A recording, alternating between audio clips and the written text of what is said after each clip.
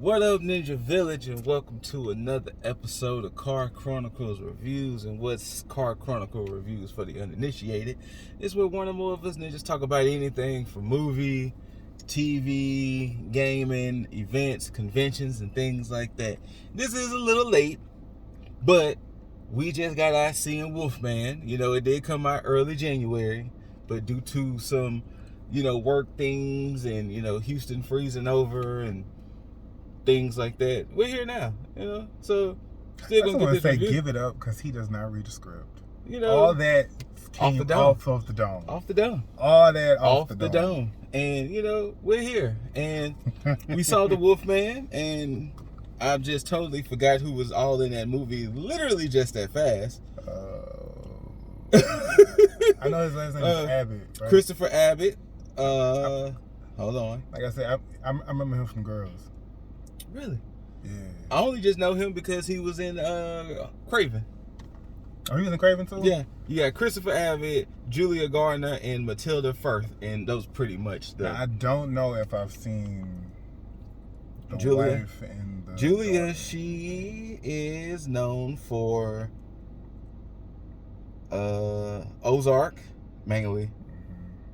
And Vincent Anna, she was Anna. I heard that show was really bleak. I heard so too. She was a few things here and there, but yeah. And this is the new modern take of the whole Wolfman story. And we're not going to necessarily reference past Wolfman. We're going to just keep it here in this contained one. And coming out the movie, I'm in the middle. I'm in the middle. With you. I know, right? I don't hate it. I don't love it. I'm just in the middle. Yeah, I can agree. I would say... Go ahead. Lord, are you familiar? Hold on, Lord. Scooter Ray, Tyke B. Introductions. Now, let's go ahead. Are you familiar with the Dark Universe, when they was trying to make their own... Well, did I do the Mummy, and then the Mummy failed, but then it was supposed to be like all the other stuff? Okay. Which I still never seen Tom Cruise's Mummy movie yet.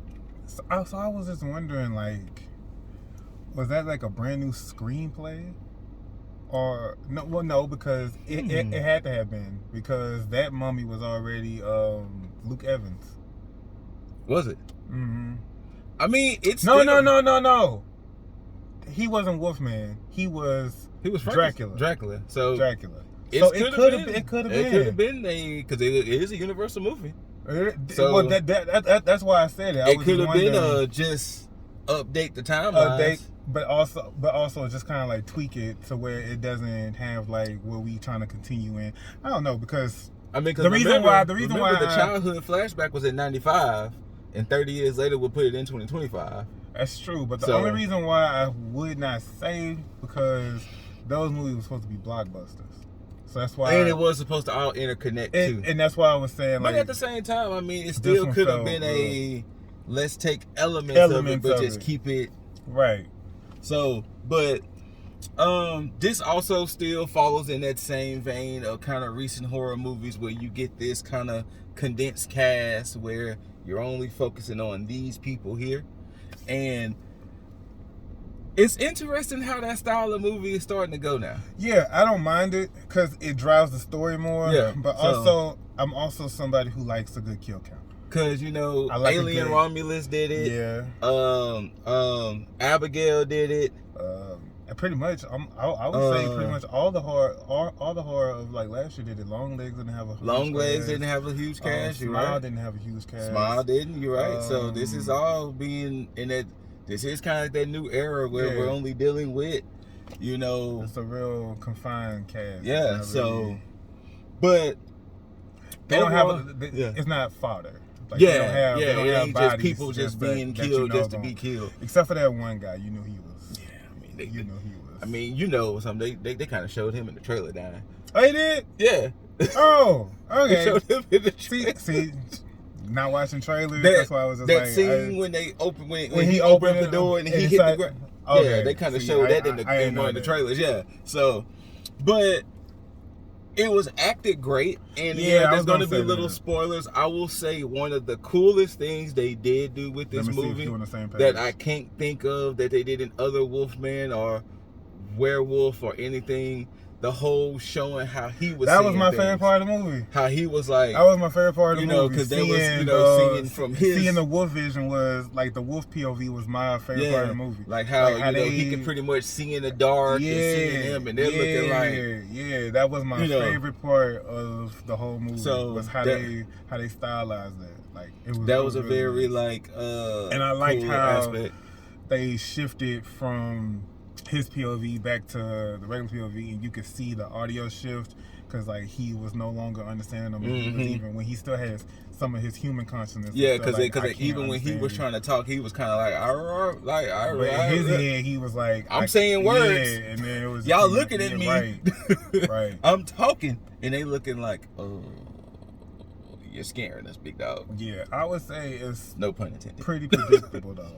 It was very predictable. It didn't like have no. There wasn't no reinvention of anything. Like there wasn't no. And which is fine. That's fine. Sometimes that's fine. It's fine. Like nothing has to be, Nothing. Granted, since it's kind of on the downside of the movie, I will definitely say it's worth watching. I'm not saying necessarily skip the movie. It's worth watching to kind of see, especially if you're into the whole Universal horror monsters. And of course, for those who don't know, we're talking about Frankenstein, Bride of Frankenstein, Invisible Man. Speaking of, Angelina Jolie was supposed to be in that universe. If she was supposed to be the Bride of Frankenstein, that makes sense. I would have really looked forward to seeing her movie. So it's so if this is kind of the start of Universal redoing their Universal monsters, which I think it kind of is, because I want to say a Bride of Frankenstein and Frankenstein movies are supposed to be coming out. Oh, for real? If I remember correctly, I think they're supposed to be coming out within 5 years. So okay, if this is kind of the start of them doing their whole Universal monsters again, just for a modern time, I'm not mad at it. And with this being a more simplistic story, it helps. It helps with this one because, it's nothing. And I'm glad they didn't try to tell no overly complicated story. It was pretty cut and dry. Cut and dry, straightforward. Yeah, it was pretty much just like, there was no... Yeah. But that's also the joy of whenever you have a confined cast. Like, true. You don't have to overcomplicate shit. And like I normally say with these type of reviews I see this movie doing pretty decent streaming. I think so. Because Universal usually on Peacock, so I can see when this hits Peacock, it could be one of them movies. Because especially since not only that, but it also helps that 2025 seems like to be the year of horror movies. Especially mainstream. So yeah, I could definitely see, because we had Wolfman January, we have Hard Eyes in 2 weeks, The Monkey in 3 weeks, you had Presents that came out back in January, and then you got other little movies that's kind of sprinkled in here and there, and that's even before the summer, right. So we don't even know what's slated for. Yeah, we know what's slated for the fall. So actually, to be honest with you, horror has really been kind of killing it. Yeah, pun intended. Oh, So, but yeah, I think it's worth seeing. I'm not mad at the confined cast. It was just, if you really want to put it in perspective, certain parts did drag. It was very paint by numbers. Like I said, it wasn't. Certain parts dragged, and it was just kind of like, like that's what I mean. Whenever like you have such a confined cast, you tend to lose. You could lose a little bit of something. Yeah, and like you tend to miss out on a lot of action bits because you really know. Like, it becomes a certain point where certain people are not gonna be touched, so you kind of rule out like, okay, well, it ain't like she gonna die. He gonna die. So then you kind of just be sitting there and be like, okay, so what's gonna be left? Like how we just gonna wrap it up then? And it didn't help. And see, another spoiler, and it's dealing with a wide range of one of the issues I kind of have with horror movies. This happened in one night, and the psyche of people and how they can just move on. And I think ultimately though, when you're in a high risk situation, You got no choice. yeah, because like, I can like see that. when you like being in a situation where your adrenaline really do pump, I can like see that. you really don't remember. And once shit. you kind of get back into normalness, exactly. Then Then it started. Okay. Then just I so can like see that. usually like for like pain and stuff too. Like every fight, I never felt nothing when I was like in there. Yeah. But like afterwards. yeah. Then you like okay. That makes sense. You like. See, leave it up to the expert to go ahead and just debunk it. So it's like adrenaline is a motherfucker. So like I do see how like sometimes you can really be in a situation and then once you're not even clear of that situation, you still it's just on go because you just like. Overall, you feel it was worth seeing? I don't know. Still in the middle. Still. It's no shade. I'm not shading or nothing. I'm just saying I don't know. Like, if I went my life without seeing it, I don't feel like I would have missed much. You know what I mean? You know what? I can agree with that sentiment too. Right. I can agree with that sentiment too. It's very just in the middle. Yeah, like it's one of the ones where it's like if I had never saw it, I wouldn't have been like. I wouldn't have the FOMO. The FOMO. I wouldn't have the FOMO. Yeah, so I wouldn't have really, been pressed to see it.